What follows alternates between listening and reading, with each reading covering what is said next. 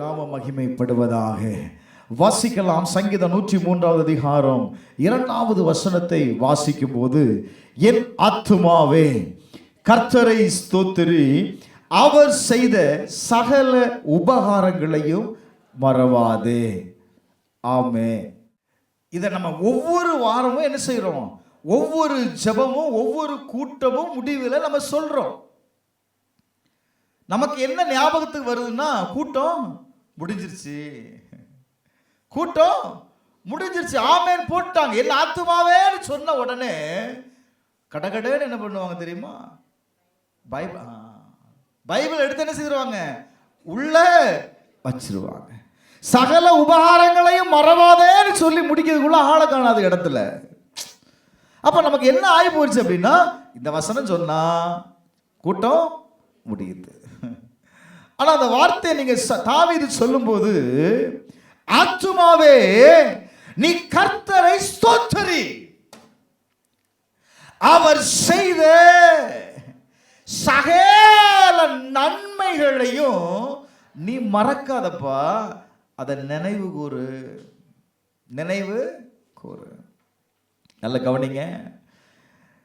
கடந்த கால நன்மைகள், அதாவது கடந்த காலத்தில் தேவன் நமக்கு செய்த நன்மைகள், வருங்காலத்தில் தேவன் நமக்கு செய்ய போகிற அற்புதத்திற்கு உண்டான நம்பிக்கை. நீங்க இந்த காலத்துல வாங்கின ஆசீர்வாதத்திற்கு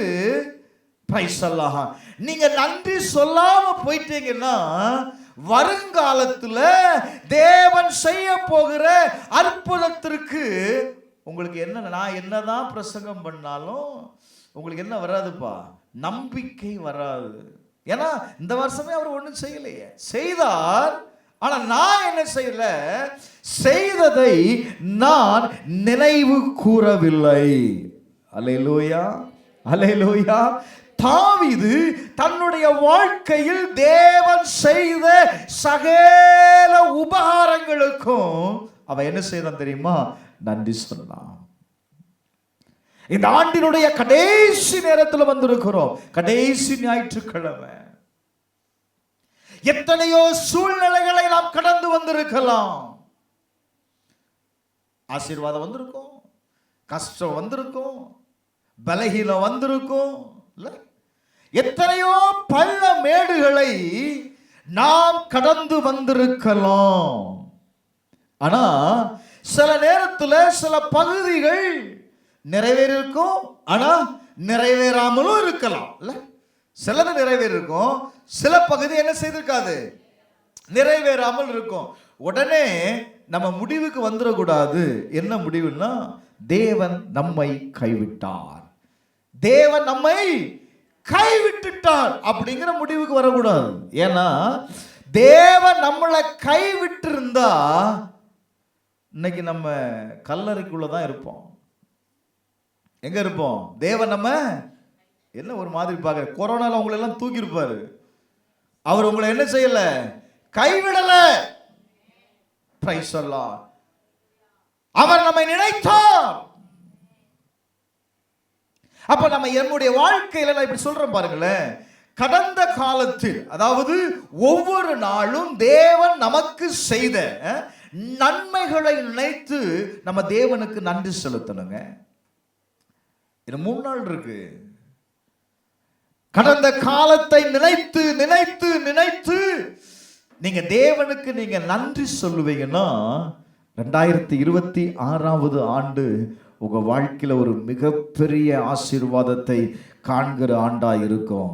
ஒரு ஆமென் சொல்லுங்களேன். ஞாபகப்படுத்தி நன்றி சொல்லுங்க. ஞாபகத்திற்கு கொண்டு வந்து, நீங்க இந்த நாள்ல இதை செய்தீங்களே ஆண்டவரே, உமக்கு நன்றி என்று சொல்லி பாருங்க. வசனம் சொல்லுது, புலம்பலின் புஸ்தகம் 3வது அதிகாரம் 22-23 வாசிச்சீங்க அப்படின்னா, நாம் நிர்மூலம் ஆகாமல் இருக்கிறது, நான் நிர்மூலம் ஆகாமல் இருப்பது கர்த்தருடைய கிருபையே. அல்லேலூயா. அவருடைய இரக்கத்திற்கு என்ன இல்லப்பா? சொல்லுங்க வாயை திறந்து.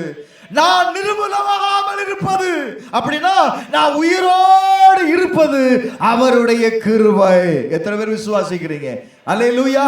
ஒவ்வொரு நாளும் காலையில எழுந்திருக்கும் போது ஆண்டவர் நமக்கு புதிய பலனை, புதிய கிருபைகளை தருகிறார். நீங்க நினைச்சு பாருங்க, நேற்று நடந்தது போல இன்னைக்கு நடக்கிறது இல்லை, இன்னைக்கு நடக்கிறது போல நாளைக்கு நடக்கிறது இல்லை. ஒவ்வொரு நாளும் வித்தியாசமான பிரச்சனைகள், வித்தியாசமான சவால்கள், வித்தியாசமான நபர்களை நாம் சந்திக்கிறோம். ஆனா வசனம் சொல்லுது, ஆண்டவர் ஒவ்வொரு நாளும் அவைகள் காலைதோறும் புதியவைகள், உமது உண்மை பெரிதாயிருக்கிறது. அல்லேலூயா, அல்லேலூயா, அல்லேலூயா. நல்ல கவனிங்க. இந்த ஆண்டு முடிஞ்சு போகலாம், இந்த ஆண்டு முடிஞ்சு போகலாம்.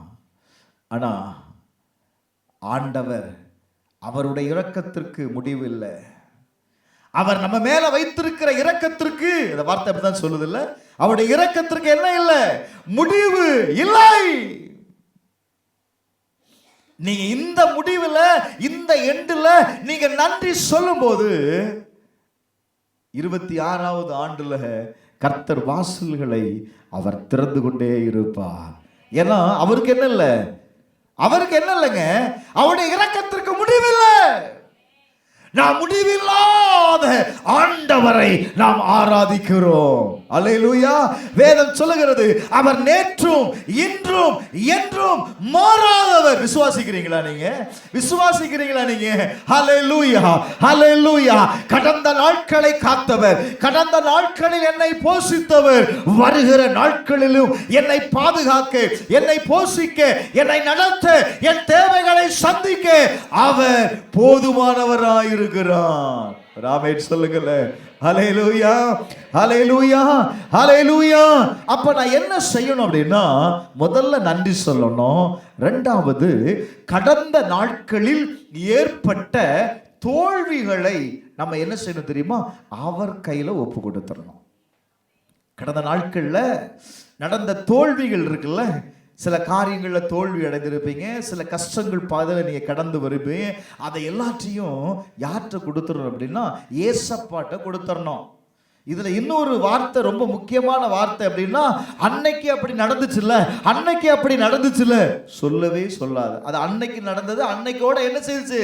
போச்சு, முடிஞ்சிருச்சு. இன்னைக்கு ஏன் புதிய ஆசீர்வாதத்தை, புதிய நன்மைகளை நம்மளால பார்க்க முடியல அப்படின்னா, நீங்க கடந்த காலத்தில் நடந்த நிகழ்வுகளை நீங்க நிகழ்காலத்துல பேசுகிறதுனால பிசாசு சொல்றோம் அன்னைக்கு நடந்தது மாதிரியே நடக்கும் அப்படிங்கிறான். நம்மளும் உடனே என்ன சொல்றோம்? ஆமா இல்ல, அன்னைக்கு அப்படித்தானே நடந்துச்சு, எனக்கு அப்பவே தெரியும். எப்போ? எப்படி ஆண்டவர் புதிய காரியத்தை செய்வாரு? எப்படி ஆசீர்வதிப்பார்? நான் ஜெபித்திருக்கிறோம், மாற்றத்திற்காக காத்திருக்கிறோம். ஆனா நம்ம வண்டி என்ன ஓடுது? பழைய நினைவுகள் ஞாபகத்துல வருது.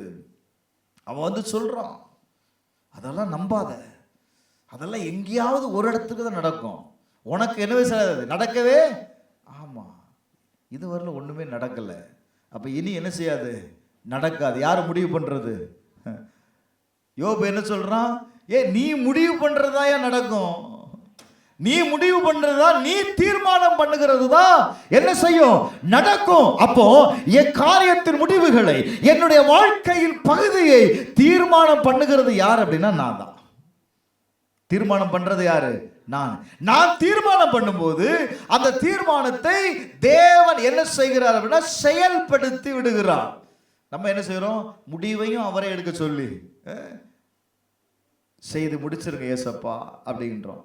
ஒரு நாளும் செய்ய மாட்டார். முடிவு எடுக்க வேண்டியது யாரு? நாம் தான். வசனத்தை வாசிங்க. பிலிப்பியர் 3வது அதிகாரம் 13வது வசனம். பிலிப்பியர் 3:13. அப்போஸ்தலன் பவுல் சொல்ற வார்த்தையை கவனிங்க. 3:13. பிலிப்பியர் 3:13. அதை பிடித்துக் கொண்டேன் என்று நான் எண்ணுகிறது இல்லை, ஒன்று செய்கிறேன். நான் எதை மறக்கிறேன்? நான் பின்னானவைகளை மறந்து எதை நாடுறேன் அப்படின்னா, முன்னானவைகளை நாடி. Hello, past is past. நடந்ததை என்ன செய்திரு? மறந்துரு. இப்ப நான் என்ன எங்க போக போறேன் அப்படின்னா, இது முடிய போகுது. இது முடிந்து போகக்கூடியது, முடிந்து போக போகுது. அப்ப ஒரு புதிய துவக்கத்திற்குள் நான் கடந்து போக போகிறேன். இப்ப நான் என்ன செய்யணும்? அந்த புதிய துவக்கத்திற்கு பிரைஸ் தி லார்ட், என் முடிவை கொண்டு போய் அங்க வச்சா ஆரம்பம் ஆகாது. என் முடிவை கொண்டு போய் நான் ஆரம்பத்தில் வச்சேன் அப்படின்னா அது என்ன செய்யாது? அந்த காரியம் சக்சஸ் ஆகாது. பவுல் சொல்றான், நான் பின்னானவைகளை மறந்து நான் முன்னானவைகளை நாடுகிறேன். அவன் என்ன செய்தான் தெரியுமா? தன் வாழ்க்கையில அவன் செய்த எல்லாவற்றையும் விட்டுட்டு இப்போ அவனுக்கு ஒரு புதிய வாழ்க்கைய தருவேன்னு சொன்னார்ல. கிறிஸ்துவுக்குள் ஒருவன் இருந்தால் யாரா இருக்கிறான்?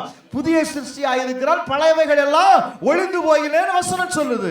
இப்ப அவன் என்ன செய்கிறான்? தன்னை புதிய சிருஷ்டியாய் மாற்றிக்கொள்வதற்கு பழையவைகள் எல்லாம் ஒழித்துட்டு அவன் என்ன செய்யறான் தெரியுமா? இயேசு அழைத்த அந்த பரம அழைப்பின் பந்தய பொருளுக்காய் லக்கை நோக்கி தொடர்கிறான். நான் சொல்லுவேன், 2026 ஆண்டு ஒரு மிகப்பெரிய ஆசீர்வாதத்தின் ஆண்டு. பிரைஸ் அல்லாஹ். இந்த ஆசீர்வாதத்தின் ஆண்டை நீங்க சுதந்திரிக்கணும்னு சொல்லணும்னா இப்பவே ஒரு என்ன செய்யணும்? ஒரு பிளான் பண்ணிடணும், ஒரு இலக்கை நியமிக்கணும். பிரைஸ் அல்லாஹ். ஒரு திட்டத்தை நீங்க உருவாக்கணும்.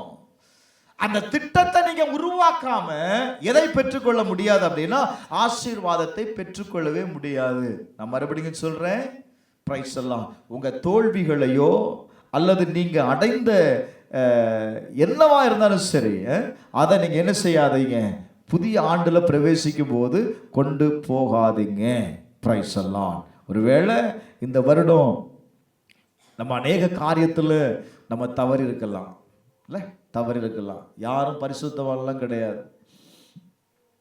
எத்தனையோ காரியங்களை நம்ம தவறு இருக்கலாம். சில வாய்ப்புகளை நம்ம இழந்திருக்கலாம். அப்படிதானே? எல்லா நிலையிலையும் நம்ம எல்லா காரியங்களும் செய்தோமா? இல்லை. சில வாய்ப்புகளை நம்ம என்ன செய்திருக்கலாம்? இழந்திருக்கலாம். நீங்க எடுத்த தீர்மானத்தை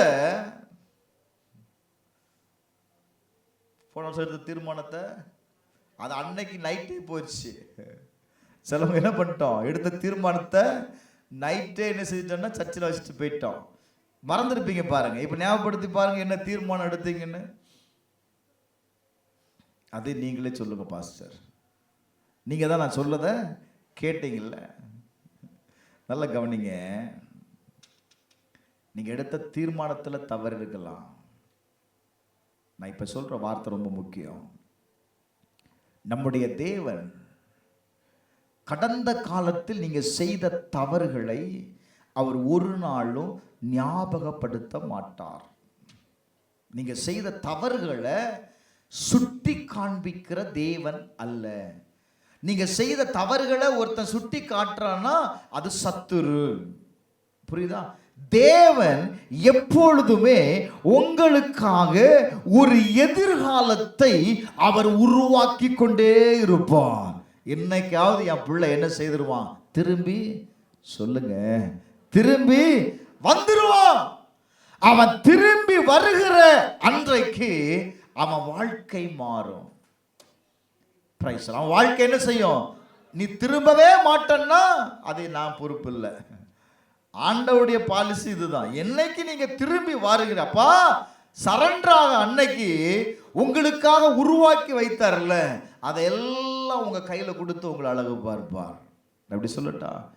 அப்பா வேண்டாம் ஒருத்தரும் வேண்டான்னு போனவன் வாழ்க்கையில கஷ்டம்னு வந்தபோது, பண்ணிக்கு வைக்க போகிற தவுட்டு கூட கிடைக்காத நிலை வந்தபோது, எங்க அப்பா வீட்டில் எத்தனை பேர் சாப்பிட்றாங்க, அங்க போனா ஒரு வேலைக்காரனா இருந்தா சாப்பாடாது கிடைக்குங்கிற உணர்வோடு திரும்பி வந்தபோது யாரா வாரம் அப்படின்னா வேலைக்காரனா தான் வரான். வேலைக்காரனா இருந்துட்டு போறப்பா. நல்ல கவனிங்க. அவன் செய்த தவறை உணர்ந்த உடனே தகப்பன் அவனை ஏற்றுக்கொண்டான். என் பிள்ளடா, மோதிரத்தை போடு, வஸ்திரத்தை மாற்று, நல்ல விருந்து. அப்ப நல்லா புரிந்து கொள்ளணும், நம்ம தான் நம்முடைய தோல்விகளை நினைத்து, நம்முடைய கஷ்டங்களை நினைத்து தேவன் வைத்திருக்கிற ஆசீர்வாதங்களை நம்ம விட்டு விடுகிறோம். நான் இப்படி சொல்லுவேன், நம்மளுடைய தோல்விகள் நாம் முடிவு அல்ல. நீங்க தான் முடிவு பண்றீங்க. இது இனி நடக்காதுன்னு முடிவு பண்றது யாரு? கர்த்தர் இல்ல. யார முடிவு பண்றானா? நீங்க தான் முடிவு பண்றீங்க. அதனால நான் சொல்லுவேன், உங்களுடைய தோல்விகள் உங்களுடைய முடிவு அல்ல. தேவன் தான் ஒவ்வொரு மனிதனுடைய வாழ்க்கையில முடிவை எழுதுகிறது. யார் அப்படின்னா அவர்தான். அவர்தான் அல்பாவும் ஒமேகாவுமா இருக்கிறார். அவரே ஆதியும், அவர்தான் தொடங்குகிறவர், அவர்தான் என்ன செய்யறாரு? முடிக்கிறவர். நான் இப்படி சொல்றேன், உங்களுக்கு இன்னும் புரியல பாருங்க. இந்த பூமியில உங்களை பிறக்க வைத்தவர் அவர், உங்களை எடுக்கிறவரும் அவர்தான். உங்க காலத்திற்கு முந்தி எவனும் என்ன செய்ய முடியாது? போய் சேர முடியாது. புரிந்து கொள்ளுங்க. அப்ப தேவன் தான் நம்முடைய முடிவை என்ன செய்கிறார் அப்படின்னா எழுதுகிறார். அப்ப நான் என்ன செய்யணும்? நான் முடிவு பண்ணக்கூடாது. என்னுடைய முடிவை நான் பார்க்கும்படி நான் எழுந்து ஆயத்தப்படணும். ஆயத்தப்படணும். சரியா? முடிவு ரொம்ப முக்கியங்க. நான் இப்படி சொல்லட்டா, முடிவில் தான் ஆரம்பம் உண்டாகும். அது தெரிய மாட்டேங்குது. இன்னைக்கு பாரு, நிறைய பேர் லீவ் போட்டாங்க. அப்போ அவங்களுக்கு இது இந்த நாளை என்ன தெரியல, ஒரு விசேஷமா தெரியல. இஸ்ரவேல் ஜனங்களுக்கு முன்பாக ஒரு முடிவு இருந்து, ஒரு எண்டு இருந்துச்சு. எங்கேயுமே போக முடியாது, எங்கேயுமே போக முடியாத ஒரு சூழ்நிலை. எகிப்து தேசத்துல கல்லறை இல்லைன்னாப்ப எங்களை கொண்டு வந்த ஒரே வார்த்தை, கர்த்தர் இன்னைக்கு உங்க செய்ய போகிற அற்புதத்தை பாரு. எங்க வாசல் இல்லையோ, எங்க அடைக்கப்பட்டிருந்ததோ அதே செங்கடல தேவன் பிறந்தார். பிறந்தாரா இல்லையாங்க? ஜனங்க நடந்து போனாங்களா? அன்றைக்கு சத்துருக்களை, அவர்களை பின்தொடர்ந்த சத்துருக்களை தேவன் என்ன செய்தார் தெரியுமா? அழித்து போட்டார். அப்ப ஆரம்பத்தை விட முடிவு ரொம்ப முக்கியம். முடிவு ரொம்ப முக்கியம். பிரைஸ் எல்லாம் அந்த கடைசி நேரம்னு சொல்றீங்கல்ல, அந்த கடைசி நேரத்தில் நான் முடியாதுன்னு நினைச்சேன், ஆனா அந்த கடைசி நேரத்தில் நான் இதை பெற்றுக்கொண்டேன். அப்போ இந்த கடைசி நேரம் என்பது ரொம்ப முக்கியப்பா. பிரைஸ் எல்லாம் ஆண்டவர் நம்முடைய வாழ்க்கையில் வந்ததான தோல்விகளை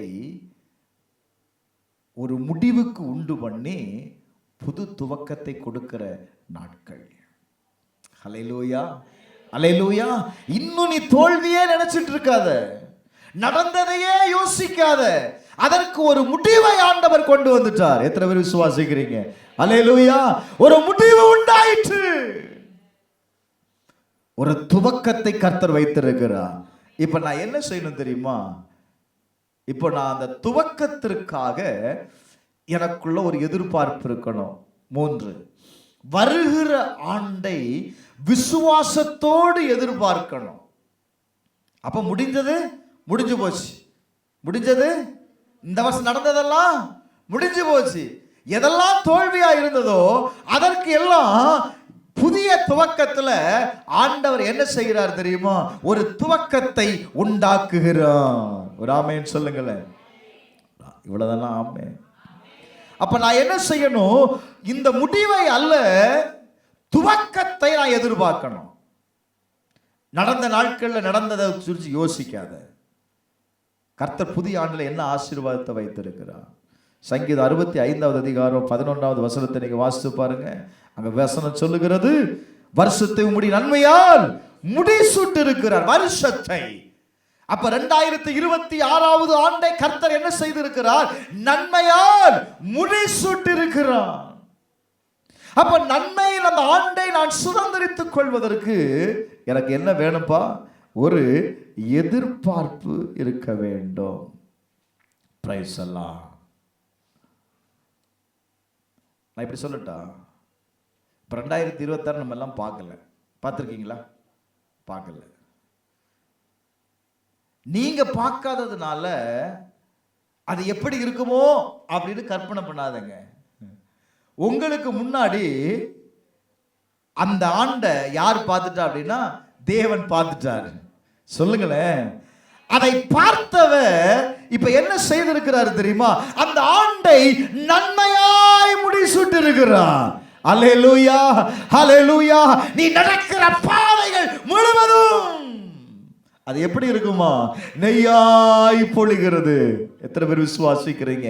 நீ நடக்கிற ஒவ்வொரு பாதையும் புதிய ஆண்டுல துவக்கத்திலிருந்து முடிவு வரையிலும் நீங்க நடக்கிற ஒவ்வொரு பாதையையும் கர்த்தர் ஆசீர்வதிக்கிறார். ராமேன் சொல்லுங்களேன். அல்லேலூயா. புதிய ஆண்டு எப்படி இருக்குமோ என்று பயம் நமக்கு தேவையில்லை. ஆனா புதிய ஆண்டை நாம் பிரவேசிப்பதற்கு முன்பாக நமக்கு தேவை என்னன்னு தெரியுமா? விசுவாசம், நம்பிக்கை. ஏன்னா கர்த்தர் அந்த ஆண்டை என்ன செய்திருக்கிறார்? நன்மையினால் முடிசூட்டிருக்கிறார். பிரைஸ் அல்லாஹ்.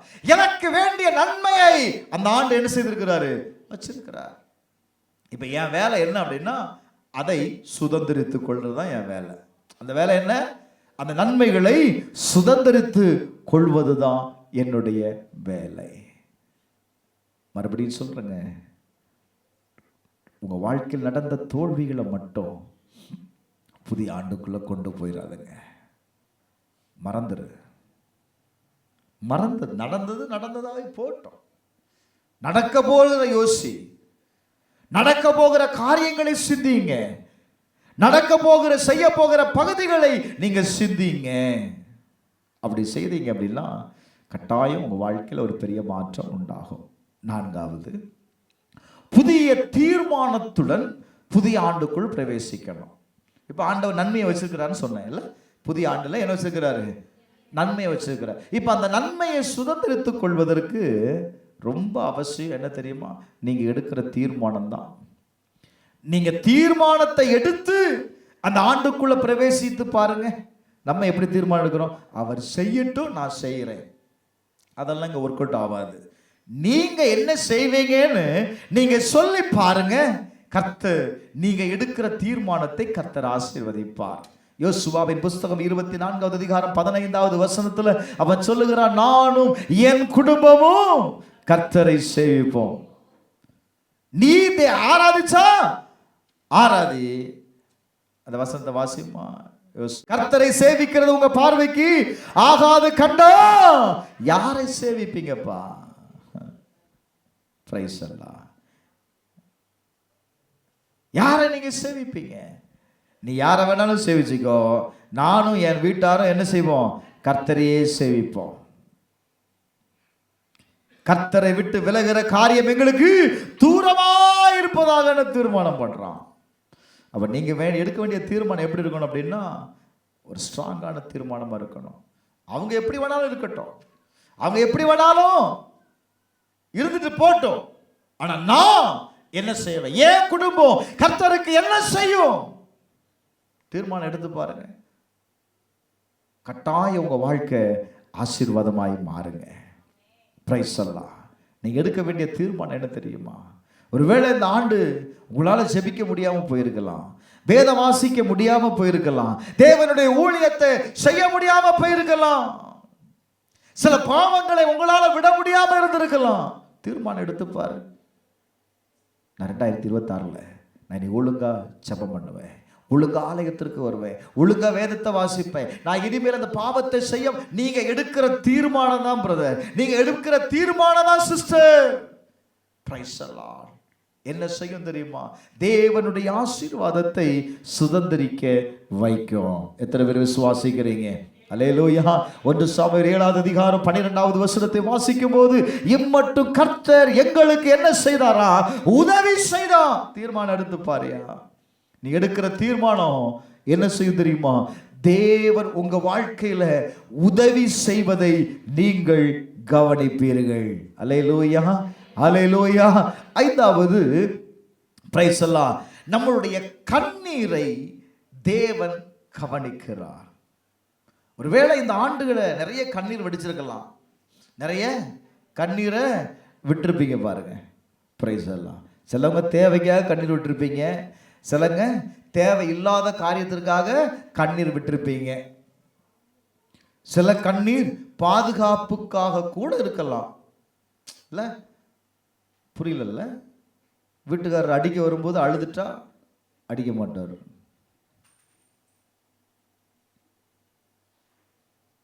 அப்ப என்ன நடக்குது அப்படின்னா, நீங்க தேவைக்கோ தேவை இல்லாத காரியத்துக்கோ என்ன விட்டுருக்கீங்க. ஆமா, நீங்க வடித்த கண்ணீர் எல்லாம் வசனம் சொல்லுது. சங்கீதம் 56வது அதிகாரம் 8வது வசனத்தை வாசித்து பாருங்க. 56:8 என்ன சொல்லுது பாருங்க. என் அலைச்சல்களை தேவரீர் எண்ணி இருக்கிறீர், என் கண்ணீரை உம்முடைய துருத்தியில் வையும், அவைகள் உம்முடைய கணக்கில் அல்லவா இருக்கிறது. அப்ப நீங்க வடிச்ச கண்ணீர் எல்லாம் பொதுவாக சகோதரமாக கண்ணீர் வடிக்க மாட்டுக்காங்க. அதனால் அந்த பக்கம் போகலை. நம்ம தான் நிறைய கண்ணீர் என்ன செய்கிறோம். வேற என்ன பண்ணுறது பாஸ்டர்.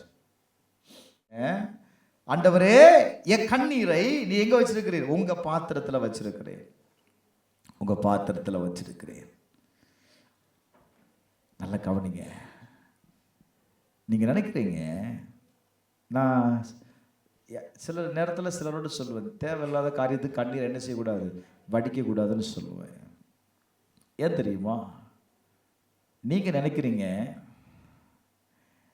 பிரைஸ் எல்லாம் நான் கண்ணீர் வடிக்கிறத யாரும் பார்க்கல அப்படின்னு நினச்சி உங்கள் கண்ணீர்லாம் எங்கே போகும் தெரியுமா? தலானையில் போகும். அங்கே தான் கண்ணீர் வடிக்கிறதுக்கு சிறந்த இடம். ஆனால் நீங்கள் நினச்சிங்க யாரும் என் கண்ணீரை என்ன செய்யலை, பார்க்கல. ஆனால் யார் பார்க்குறாருன்னா கர்த்தர் பார்க்குறார். உன் கண்ணீரை யார் பார்த்தா? கர்த்தர் பார்த்தார். அன்னால் தேவனுடைய ஆலயத்தில் கடந்து வந்து வடித்த கண்ணீரை கர்த்தர் பார்த்தார். அதுக்கு ப்ரூஃப் என்ன தெரியுமா? 1 Samuel 1:27 இந்த பிள்ளைக்காகத்தான் நான் கண்ணீர் வடிச்சேன், இந்த பிள்ளைக்காகத்தான் நான் என்ன செய்தேன்ப்பா, வேண்டுதல். அப்ப நான் என்ன செய்வேன்னா, நீங்க வடித்த கண்ணீர் என்னதை கொண்டு வரும் அப்படின்னா, உங்க ஜெபத்திற்கு பதிலை கொண்டு வரும். அல்லேலூயா, அல்லேலூயா. நான் இப்படி சொல்லட்டா, நீங்க கண்ணீர் வடித்த இடத்தில் ஆசீர்வாதம் பிறக்கும். விசுவாசிக்கிறீங்களா? நீங்க எந்த காரியத்திற்காக கண்ணீர் வடித்து ஜெபம் பண்ணுகிறீர்களோ அந்த கண்ணீரை கர்த்தர் என்ன செய்வார் தெரியுமா? சொல்லுமா, ஆசீர்வாதமாய் மாற்றுவார்.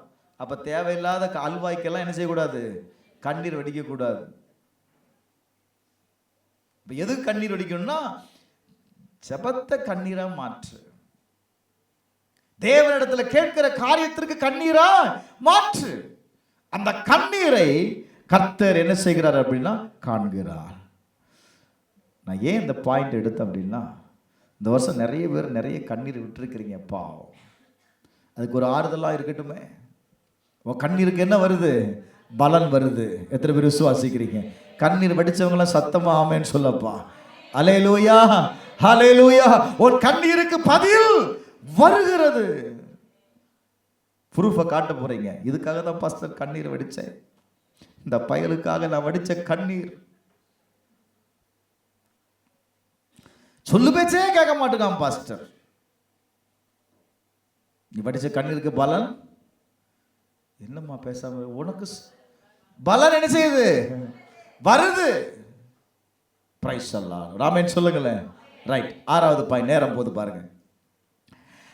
சோதனையில் இருந்து கர்த்தர் நம்ம என்ன செய்யறார் அப்படின்னா, சாட்சியாய் நம்மை மாற்றுகிறாராம். சோதனையில் கடந்து வந்தீங்களா? என்ன பாஸ்டர், நான் வந்த சோதனைக்கு கணக்கே இல்லை. சோதனையில் மேல் சோதனை. நான் வேண்டான்னு சொன்னா கூட என்ன சோதனை என்ன செய்யுது, விரட்டி விரட்டி பிடிக்குது பாஸ்டர். நல்ல கவனிங்க. ரோமர் 8:28 அவருடைய தீர்மானத்தின்படி அழைக்கப்பட்டவர்களுக்கு சகலமும் என்ன செய்யுமா, நன்மைக்கு ஏதுவாக நடக்குமா. கர்த்தர் ஏன் சோதனை அனுமதிக்கிறார் அப்படின்னா, சோதனையின் நாட்கள்ல சில காரியங்களை கர்த்தர் நமக்கு என்ன செய்கிறார் அப்படின்னா கற்றுக் கொடுக்கிறார். சில இழப்புகள் நமக்கு ஒரு சில லெசனா மாறுது. சில வேதனை, சில வலிகள் நமக்கு என்ன மார்க்கும் அப்படின்னா, நம்மளை முதிர்ச்சி அடைந்தவர்களாய் அல்லது கற்றுக்கொண்டவர்களாய் நம்மை நிறுத்துவதற்கு தான் சில வேதனைகளை கர்த்தர் நம்ம வாழ்க்கையில அனுமதிக்கிறார். நீங்க அந்த வேதனையில கடந்து வந்த உடனே யாராவது இன்னொருத்தர் அதே காரியத்தை சொல்லும்போது என்ன சொல்லுவீங்க? எனக்கும் அப்படி தப்பா இருந்துச்சு, நானும் இதை செய்தேன், போயிருச்சு சொல்றீங்களா? அப்ப என்ன, எதை கற்றுக்கொள்ளுகிறீங்க? உங்க வேதனையில ஒரு முதிர்ச்சியை கற்றுக்கொள்ளுகிறீர்கள். அடுத்து அந்த நிலை வரும்போது உங்களால என்ன செய்ய முடியும்னா ரொம்ப ஈஸியா மேற்கொள்ள முடியும். பாருங்க, பிரைஸ் அல்லாஹ். அது எப்படி வேணாலும் வரலாம். ஆனா நம்ம வாழ்க்கையில வருகிற ஒவ்வொரு சோதனையும் நம்முடைய வாழ்க்கையில எதுவாய் மாறும் அப்படின்னா சாட்சியாய் மாறும். பிசாசு அநேக சோதனைகளை இயேசுடைய வாழ்க்கையிலே கொண்டு வந்தாங்க. ஆனா இயேசு அவைகளை நிரூபித்து காண்பித்தார்.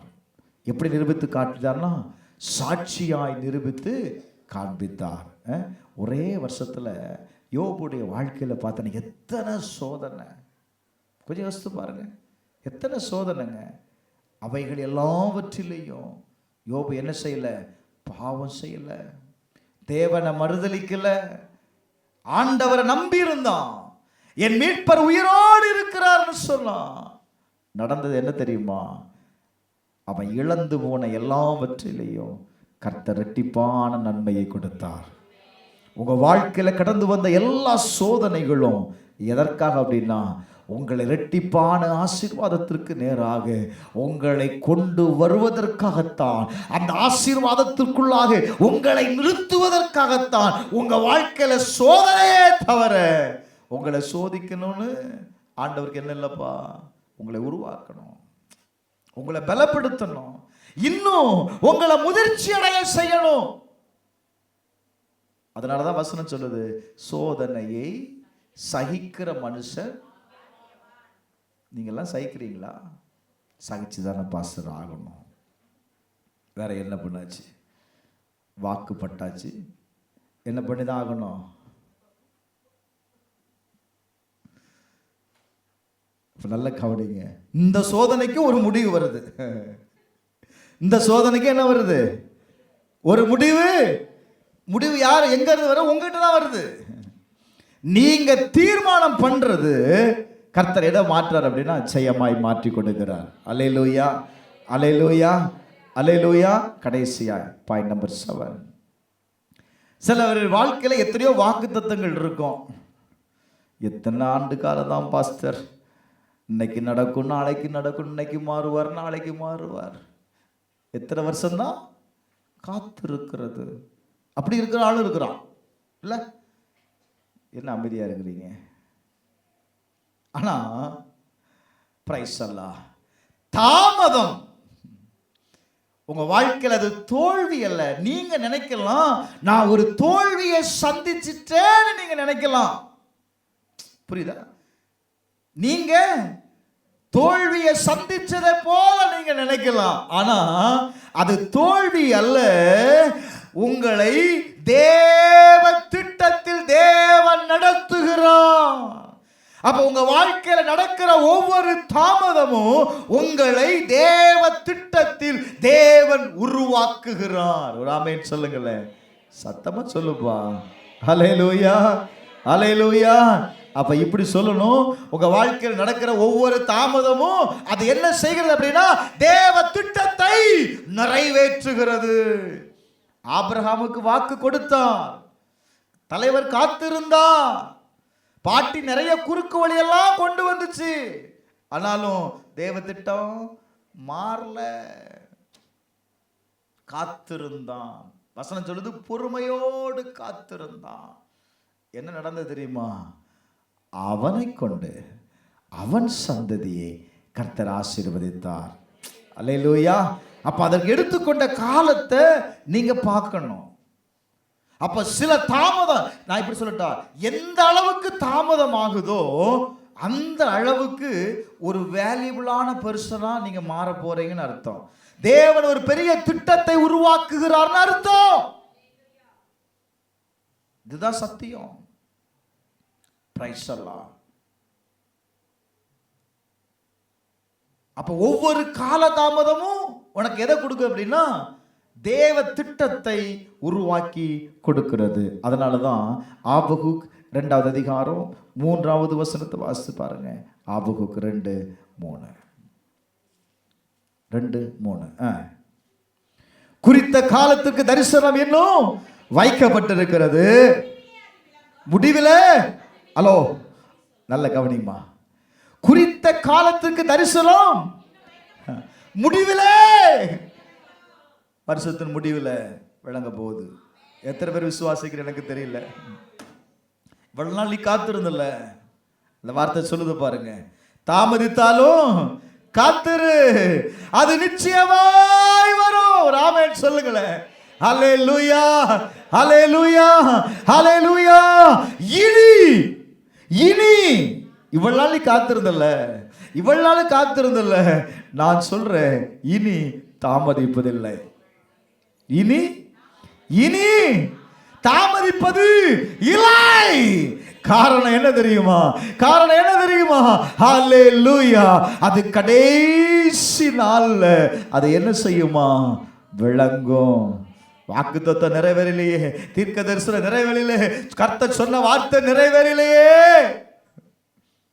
நிறைவேறும் காலத்திற்குள்ள வந்திருக்கிற, நிறைவேறும் நேரத்திற்குள்ள வந்திருக்கிற, இதுவரையில் நீ வடித்த கண்ணீர், நீ கடந்து வந்த பாதைகள், நீங்கள் அனுபவித்த கஷ்டங்கள் எல்லாவற்றையும் கர்த்தர் மாற்ற போகிறார். விசுவாசிக்கிறீங்களா? ஒரு முடிவுக்கு வருது பிரதர், சிஸ்டர், ஒரு முடிவுக்கு வருது. இன்றைக்கு கர்த்தர் சொல்லுகிறாரு, இனி தாமதிப்பது இல்லை. எத்தனை பேர் விசுவாசிக்கிறீங்க? என் வாழ்க்கையில இனி தாமதம், நான் நிறைய நாள் காத்திருந்துட்டேன். அல்லேலூயா. இப்ப நான் சொல்லி முடிக்கிறேன்.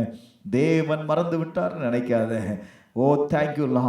வேதத்தில் எந்தெந்த பகுதியிலெல்லாம் காலதாமதம் ஆயிற்றோ அந்த பகுதியிலெல்லாம் தேவ திட்டம் நிறைவேறினதை நீங்க பார்க்க முடியும். கொஞ்சம் அப்படியே நீங்க ஆராய்ந்து பாருங்க. எங்கெல்லாம் காலதாமதம் இருந்துச்சோ அங்கெல்லாம் தேவ திட்டம் உருவாயிடுச்சு. நான் இன்னைக்கு சபைக்கு சொல்ற தீர்க்க தரிசனமான வார்த்தை என்ன தெரியுமா? உன் வாழ்க்கையில கடந்து வந்த எல்லா தாமதங்களும் ஒரு தீர்க்க தரிசன வார்த்தையா இன்றைக்கு நிறைவேற போகிறது. தேவ திட்டத்திற்கு ஒப்பு கொடுக்கும் போது, தேவ திட்டத்திற்கு உங்களை அர்ப்பணிக்கும் போது ஆண்டவர் இன்றைக்கு சொல்லுகிற வார்த்தை என்ன தெரியுமா? அது தாமதிப்பதில்லை, நிச்சயமாய் வரும். அது நிச்சயமாய் நடக்க போகுது. நீ எதிர்பார்த்த காரியம் நிச்சயமாய் நடக்க போகிறது. அல்லேலூயா, அல்லேலூயா. கர்த்தருடைய ஆவியானவர் சொல்லுகிறார், நீ நம்பின காரியம், நீ ஜெபித்த காரியம், நீ காத்திருந்த காரியம், நீ வேண்டின காரியம் எதுவா இருந்தாலும் சரி, இன்றைக்கு அது நிறைவேற போகிறது. இன்றைக்கு நிறைவேற போகிறது. அநேக நாள் நீ காத்திருந்து, அநேக நாள் கண்ணீர் வடிச்சிட்ட, அநேக நாள் வேதனையின் பாதையிலே கடந்து வந்துட்டல. நீதான முடிவு பண்ணு. இயேசு முடிவு பண்ணல. இயேசு முடிவு பண்ணல. முடிவு பண்ணது நீ. இன்னைக்கு ஆண்டவர்ட்ட தீர்மானம் பண்ணு. தேவ திட்டத்திற்கு என்னை ஒப்பு கொடுக்கிறேன், என் குடும்பத்தை ஒப்பு கொடுக்கிறேன், என் பிள்ளைகளை ஒப்பு கொடுக்கிறேன், என் கணவனை ஒப்பு கொடுக்கிறேன், என் திருச்சபையை ஒப்பு கொடுக்கிறேன். தேவ திட்டத்திற்கு நீங்க ஒப்பு கொடுக்கும் பொழுது நானும் என் குடும்பமும் கர்த்தரை சேவிப்போன்னு தீர்மானம் பண்ணலாம். சிஸ்டர், பிரதர், நீங்க எடுக்கிற தீர்மானம் இன்றைக்கு சொல்லுவேன், அந்த காலம் இனி தாமதமாகாது, அது தாகமாகாது, அது நிச்சயமாய் வரும். நம்புறவங்க எல்லா கரங்களை தட்டி தேவனை மகிமைப்படுத்துவோம். நம்ம எல்லாரும் எழுந்திருப்போமா? நம்ம எல்லாரும் எழுந்திருப்போமா? கர்த்தர் சொன்ன வார்த்தை என்ன தெரியுமா? என் பிள்ளைங்க ரொம்ப காத்திருந்துட்டாங்க, என் பிள்ளைங்க ரொம்ப காத்திருந்துட்டாங்க. நடக்காததுனால இனி நடக்காதுன்னு முடிவு பண்ணிட்டாங்க. கர்த்தர் சொல்றாரு, இன்னைக்கு நடக்கும். ஒரு முடிவு வருகிறது, ஒரு முடிவு வருகிறது.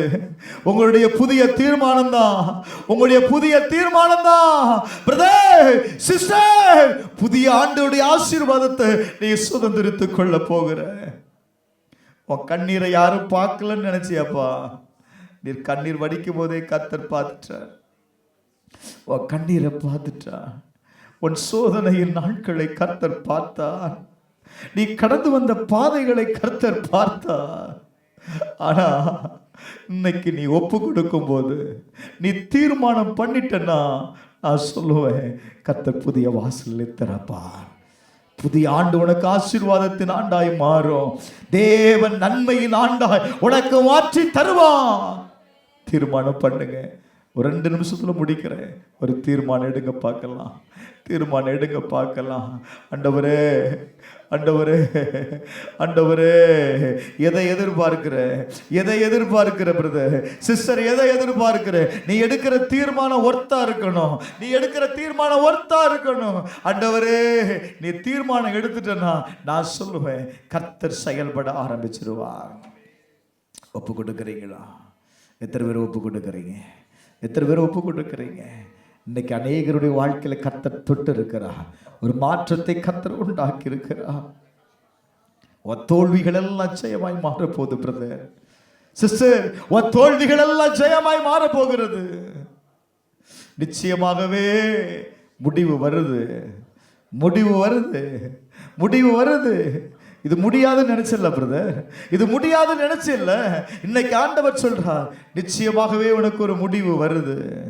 நிச்சயமாகவே, நிச்சயமாகவே நீ நம்பிக்கையா இருப்பா, உனக்கு ஒரு முடிவு உண்டு. உன் நம்பிக்கை வீண் போகாதுன்னு சொல்றாரு. அப்படி ஒப்பு கொடுப்போமா?